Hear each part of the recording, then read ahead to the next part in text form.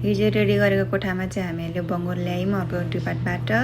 अनि सबै बङ्गुरहरू ओरिसकेर चाहिँ म चाहिँ खुसी भएर चाहिँ त्यहाँनिर चाहिँ रमाउँदैछु काम सिद्धियो भनेर। आज आएको बङ्गुरले चाहिँ शुक्रबारसम्म सबै जन्माइसक्छ। यो चाहिँ बिस्तारै बिस्तारै आउँदैछ अनि यिनीहरूले चाहिँ पस्नु मान्दैन घरमा। अनि फकाउँदै लाउनु पर्ने हुन्छ। उनीहरूको बस्ने घर चाहिँ अर्कै हुन्छ अनि हाम्रोमा चाहिँ अलिक फरक छ नि त। अनि पस्नै मान्दैन हतपत्ती, कुनै चाहिँ मजाले पस्छ, कुनै चाहिँ मान्दैन। अनि फकाउँदै लाउनु पर्ने हुन्छ। अनि आज चाहिँ हामीले यसरी बङ्गुर हाम्रो डिपार्टमेन्ट सबै ल्याइसक्यौँ। उनीहरूको नम्बर लेखेको कार्ड चाहिँ यसरी झुन्डाउनुपर्छ, भिटामिनहरू लगाइदिनुपर्छ।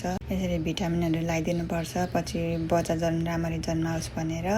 उनीहरूले बच्चा जन्माउने डेटहरू पनि यसरी लेख्नुपर्छ, किन भन्दाखेरि पछि उनीहरूलाई चारो मिलाउन सजिलो हुन्छ कति दिने भनेर।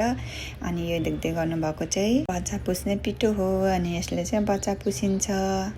मेरो काम कस्तो